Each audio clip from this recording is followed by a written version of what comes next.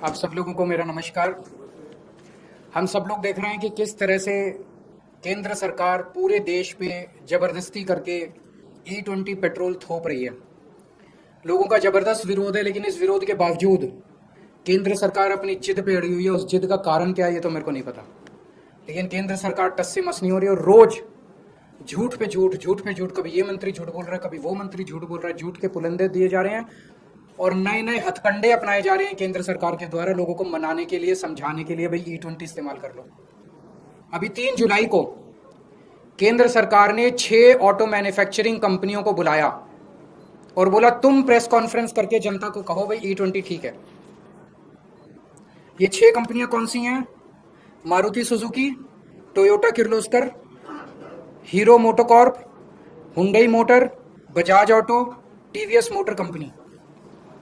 इन 6 को कहा भाई तुम प्रेस कॉन्फ्रेंस करो और तुम जनता को बोलो भाई E20 सही पेट्रोल है और अगर आपका व्हीकल E10 है तब भी E20 चलेगा, आपका व्हीकल E20 नहीं है तब भी चलेगा, आपका व्हीकल अगर E10, E0 पे, E5 पे चलने वाला है तब भी चलेगा।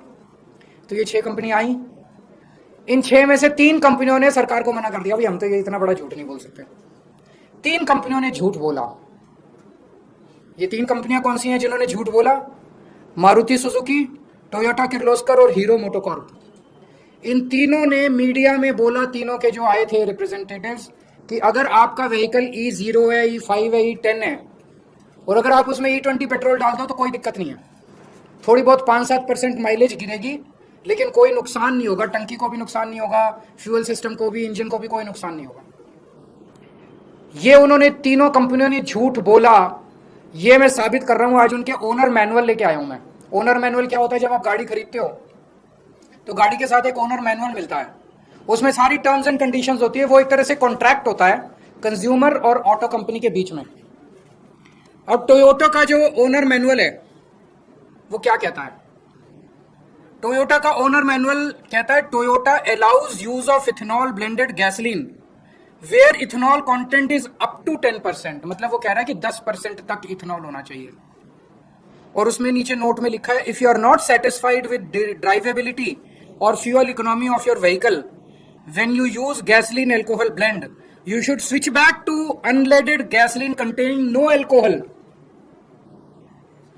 इसका मतलब यह हुआ कि 10% से ज्यादा इस्तेमाल नहीं करना, लेकिन 10% इस्तेमाल करने में भी अगर दिक्कत आए तो 10% भी नहीं करना। ये उनके ओनर मैनुअल में लिखा है और ये सरकारी पीसी में जाके, प्रेस कॉन्फ्रेंस में जाके कहते हैं E10 में E20 भी इस्तेमाल कर लो, कोई दिक्कत नहीं है। ये टोयोटा के Innova, high cross, Fortuner, Glanza, urban cruiser, Innova Crysta, सारे जितने इनके ब्रांड हैं, जितने तरह के इनके मॉडल हैं, हर एक के ओनर मैनुअल में सेम लाइन लिखी हुई है। मारुति ने भी जाके सरकारी प्रेस कॉन्फ्रेंस में बोला कि E10 के व्हीकल में E20 से, E10 का व्हीकल क्या है आम लोगों की भाषा में समझा दूं, 2023 से पहले जितने व्हीकल बने हुए हैं जो इथेनॉल के लिए नहीं बने थे, जो प्योर पेट्रोल के लिए बने थे, लेकिन उसमें अगर 10% इथेनॉल इस्तेमाल भी कर लो तो कोई दिक्कत नहीं होती, तो उनको E10 कंप्लाइंट बोलते हैं। तो 2023 से पहले बने हुए व्हीकल्स जो या तो 0 इथेनॉल पे या 10% तक जिसमें इस्तेमाल किया जा सकता है, उसको E10 बोलते हैं। 2023 के बाद से सारे व्हीकल इंडिया में E20 बनने लग गए।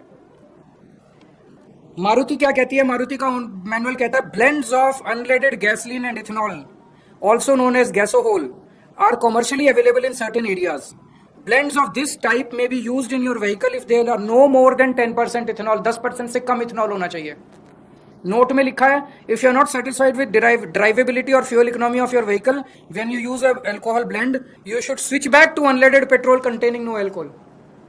10% से ज्यादा इस्तेमाल नहीं करना, लेकिन 10% से भी दिक्कत आए तो कोई अल्कोहल इस्तेमाल नहीं करना। ये मारुति वाले कह रहे हैं। मारुति का जितने मॉडल हैं, बलेनो, डिजायर, सब में ये लिखा हुआ है। और सरकारी प्रेस कॉन्फ्रेंस में जाके ये कंपनियां कहती हैं कि E20 इस्तेमाल कर लो E10 में, कोई दिक्कत नहीं होगी। इन कंपनियों ने झूठ बोला। इन तीनों कंपनियों ने, मारुति सुजुकी, टोयोटा किर्लोस्कर और हीरो मोटोकॉर्प। मैं इन तीनों को पूछना चाहता हूं कि अपने कस्टमर को धोखा मत दो, अपने कस्टमर से झूठ मत बोलो। सरकारें आती जाती रहती हैं, वैसे भी ये सरकार अब ज्यादा दिन चलने वाली नहीं है। Customer is the king. अगर लोगों ने तुम्हारा माल खरीदना बंद कर दिया, उसके बाद कहां जाओगे? कल मैं चिट्ठी लिखूंगा इनको सबको, इन तीनों कंपनियों को जिन्होंने झूठ बोला, और उनसे कहूंगा भी आपका ओनर मैनुअल तो ये कहता है और आप ये कहते हो, लिखित में दे दो। लिखित में दे दो कि अगर किसी गाड़ी की, तुम्हारी गाड़ी की माइलेज 10% से ज्यादा कम हो जाती है तो क्या आप उस बंदे को माइलेज के लिए कॉम्पेंसेट करोगे?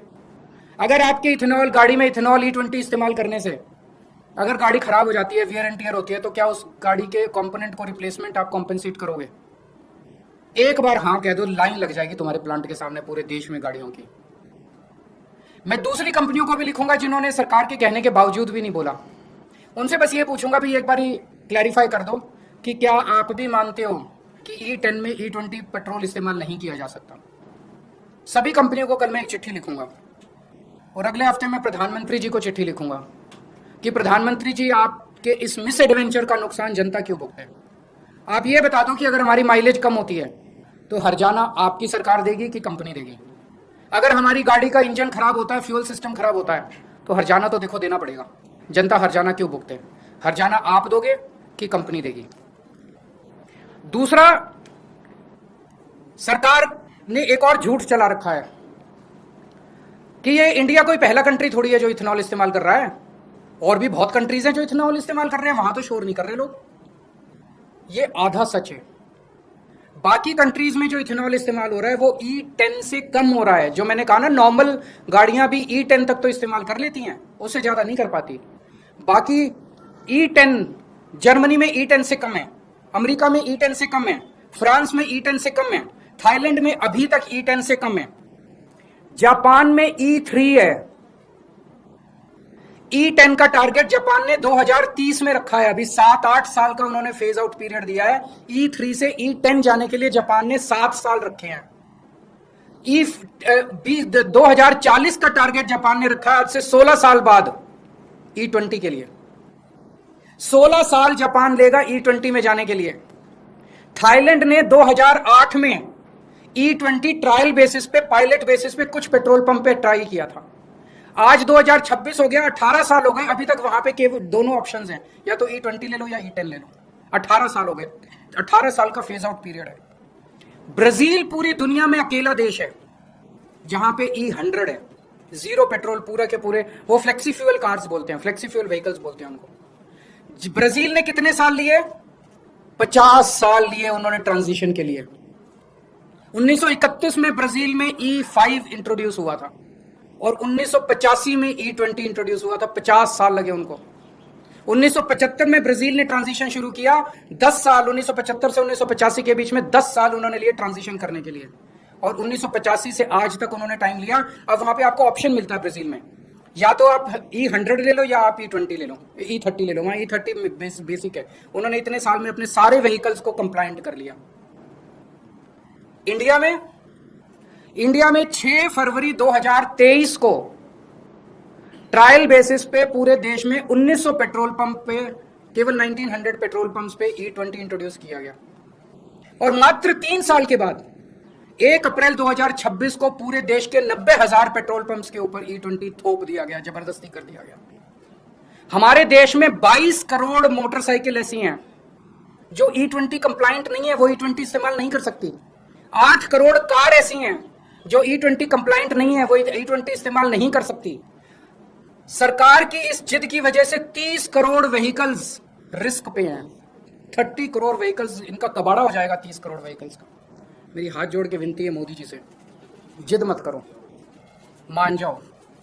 एक ही चीज मांग रही है जनता की, ऑप्शन दे दो। आप E20 रखो, लेकिन जब आदमी पेट्रोल पंप पे जाए तो उसको E0 भी मिलना चाहिए, E10 भी मिलना चाहिए, E20 भी मिलना चाहिए। अलग अलग दाम रख दो, जिसके जो समझ में आए, जिसकी जेब जो अलाउ करे, जिसका जो विचार बने, जिसकी जो बुद्धि अलाउ करे, वो खरीद ले। कोई क्वेश्चन है तो बताइए। सर, उस प्रेस कॉन्फ्रेंस में मैं मौजूद था। टोयोटा किर्लोस्कर की तरफ से बात कही गई कि माइलेज ड्रॉप सिर्फ 3 से 5% है, depending on the manufacturer make and uses of the car. Number 1। Number 2, वो ये भी कह रहे हैं कि उनके पास जो कंप्लेंट्स आ रही है देश भर से, उसमें 1-2 केसेस हैं जो अडल्टरेटेड फ्यूल के हैं। लार्जली E20 की वजह से कोई प्रॉब्लम नहीं है। मैं भी यही कह रहा हूँ, मैंने देखा है वो जो आप कह रहे हो, मैंने उनका वीडियो सुना है। एग्जैक्टली वो इसको एडल्ट्रेटेड पेट्रोल पे डाल रहे हैं। एक बार लिखित में दे दें, कि नॉन कंप्लायंट E20 व्हीकल्स में E20 अलाउड है, फिर देखो लाइन लग जाए, और we will compensate the people whose vehicles damage और फेस, वो तो 3 से 5% कह रहे हैं, मैंने तो 10% कह दिया। जिसकी माइलेज 10% से ज्यादा गिर जाए, लोगों की 30% माइलेज गिर रही है, जिसकी 10% से ज्यादा माइलेज गिर रहा है उसको कॉम्पेंसेट कर दे टोयोटा वाले। जिसका गाड़ी खराब हो जाए उसको कॉम्पेंसेट कर दे, और एक थर्ड पार्टी ले आएंगे जो कि डिसाइड कर लेगी कि एडल्ट्रेटेड पेट्रोल की वजह से है कि E20 की वजह से। सर दिल्ली सरकार के स्वास्थ्य विभाग फिर ये टोयोटा ने ये क्यों लिखा?